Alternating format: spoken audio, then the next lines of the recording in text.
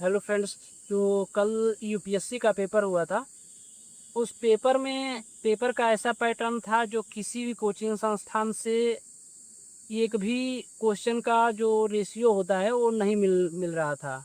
क्योंकि जब हम पेपर दे रहे थे उस दौरान, पेपर के दौरान ऐसी पेपर पैटर्न को सेट किया गया था जो पुराने ट्रेंड से हट के एक नए ट्रेंड के रूप में आ गया था।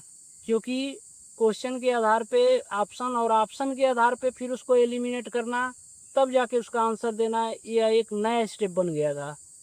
अब वो देखना यह है कि जितने भी अब कोचिंग संस्थान हैं वो बस ये अपने में लगा बताने में लगे हुए हैं कि जो पेपर है उसका पैटर्न चेंज हो गया है, क्वेश्चन फंस नहीं रहे हैं, यूपीएससी एक नया सिस्टम बना दिया है, नया पैटर्न बना दिया है।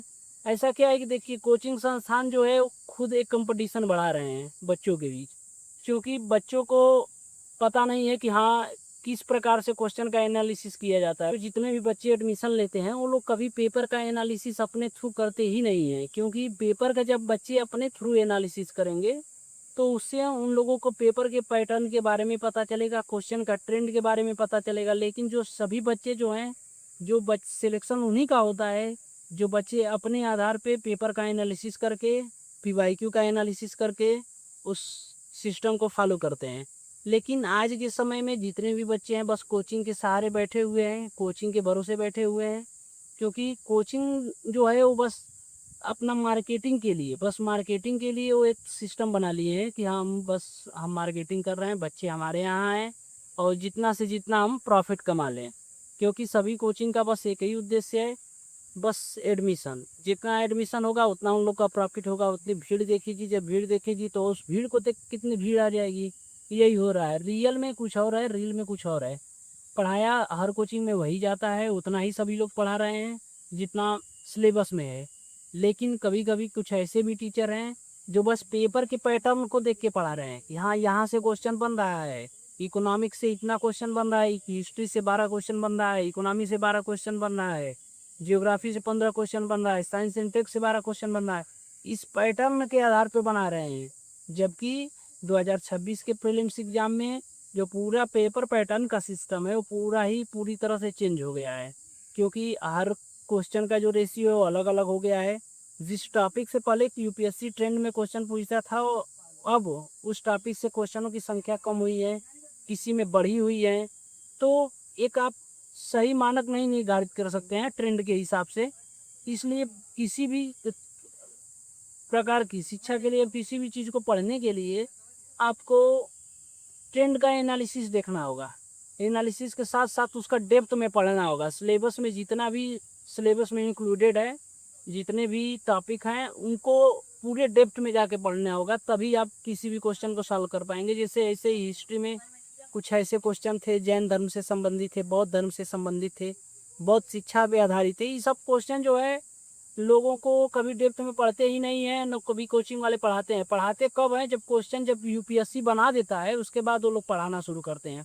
उसके पहले कोई कुछ नहीं पढ़ाएगा। इसलिए पेपर पैटर्न को देखते हुए, पेपर की समस्याओं को देखते हुए उसकी डेप्थ को अच्छे से पढ़िए। उसके बाद पेपर का आप मूल्यांकन करते हुए कि हाँ, हम पेपर में किस प्रकार के क्वेश्चन आए, उसका मूल्यांकन हम कैसे कर सकते हैं, उसके आधार पे आप क्वेश्चन को करिए। सी सेट का क्वेश्चन का ऐसा पेपर था जो लगता ही नहीं है कि वो, जबकि यूपीएससी का मानक है कि 10th स्टैंडर्ड तक का जो होना चाहिए मैथमेटिक्स होना चाहिए, लेकिन 10th स्टैंडर्ड तक का मैथमेटिक्स का क्वेश्चन थे ही नहीं। यहाँ इस बार कंप्रिहेंशन की जो थी, क्वेश्चन जो थे वो कम थे, कंप्रिहेंशन की संख्या कम थी। लेकिन मैथमेटिक्स में क्वेश्चन जो है वो बहुत ही अलग तरीके का दे दिया था। जो एसएससी सीजीएल जैसे एग्जाम का हो गया, नेट जेआरएफ का एग्जाम हो गया, उसके लेवल का क्वेश्चन बना दिया था जो बहुत ही हार्ड था, जिसको बच्चों को करने में समस्याएं रही थी। समस्याएं तो तब हो रही थी कि समय का बहुत अभाव पड़ रहा था, क्योंकि क्वेश्चन एकदम लेंदी थे। लेंदी होने के कारण आंसर निकालने में बहुत समस्याएं आ रही थी। एक एक घंटे में बच्चों को 20-20 क्वेश्चन नहीं सॉल्व कर पा रहे थे मैथमेटिक्स से सी सेट के, कि 20 एक घंटे में 20 क्वेश्चन भी कोई 40-45 पहुँचते पहुँचते क्वेश्चन खोज खोज के करने के बावजूद भी बच्चे 50 तक क्वेश्चन नहीं कर पा रहे थे सॉल्व। इतना लेंदी क्वेश्चन था। दूसरी चीज़, क्वेश्चन ऐसा नहीं है किसी सेट में क्वेश्चन सिंपल होते हैं, क्वेश्चन तो सिंपल इतने हार्ड थे कि पूछिए मत। लेकिन उन लोगों के लिए हार्ड नहीं थे जो एसएससी सीजीएल के तैयारियां कर रहे थे, वो भी यूपीएससी की भी तैयारियां कर रहे हैं। मैथमेटिक्स उन लोग का है, जो मैथमेटिक बैकग्राउंड से हैं, जो इंजीनियरिंग बैकग्राउंड से हैं, उन लोग के लिए सिंपल था। लेकिन जो हिंदी माध्यम के स्टूडेंट हैं, जो ग्रामीण क्षेत्रों से जाते हैं, जिनका परिवेश सही नहीं है, मैथमेटिक्स का आधार सही नहीं है, तो उन लोग के लिए बहुत समस्याएं थी, क्योंकि लेंथी पेपर होने के कारण बहुत डिफ़िकल्टी आ रही थी। इस वजह से अब इस सी सेट के पैटर्न को ही देखते हुए जो अपनी बच्चों को जो मैथमेटिक्स लेवल की तैयारियां हैं, कंप्रिहेंशन की जो तैयारियां हैं, पूरी सी सेट की जितनी भी तैयारियां हैं जीएस पेपर 2 की, उसके लिए आपको बेहतरीन तरीके से एसएससी सीजीएल जैसे क्वेश्चनों को सॉल्व करना चाहिए। एसएससी सीजीएल की अगर मैथमेटिक्स आप पढ़ लें तो सी सेट में कोई समस्याएं नहीं होगी। लेकिन अगर एक ही गतिविधियाँ बनी रहें, ऐसे ही पेपर पैटर्न क्लिक होता रहे, तो समस्याएं तो होंगी ही होंगी। क्योंकि जिस हिसाब से पेपर पैटर्न चेंज हो रहा है, उस हिसाब से ना कोई कोचिंग वाला अपने आप को चेंज कर रहा है, बस वो पेपर पैटर्न के हिसाब से पढ़ा रहे हैं कि हाँ ट्रेंड में इतना क्वेश्चन आ रहा है तो बस ऐसे ही ऐसे पढ़ाना है। जैसे बैंक में भी है, ई कॉमर्स से लेके कमर्शियल के बारे में बता दिया था।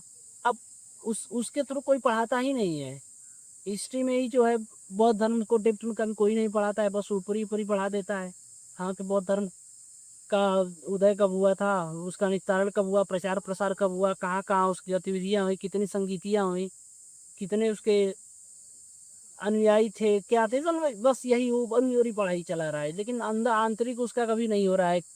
इसलिए आप किसी भी कोचिंग संस्थान के चक्कर में ना पड़िए। आप अपने अनुसार, सिलेबस के अनुसार, जो सिलेबस में है, जो पेपर पैटर्न आधुनिक और प्राचीन दोनों, मतलब पुराने पेपर पैटर्न और जो नए पेपर पैटर्न बन रहे हैं, उनके आधार को देखते हुए आप अपने हिसाब से मूल्यांकन करते हुए उसको पेपर को देखते हुए पेपर की तैयारी करें, क्योंकि समस्याएं हर जगह है।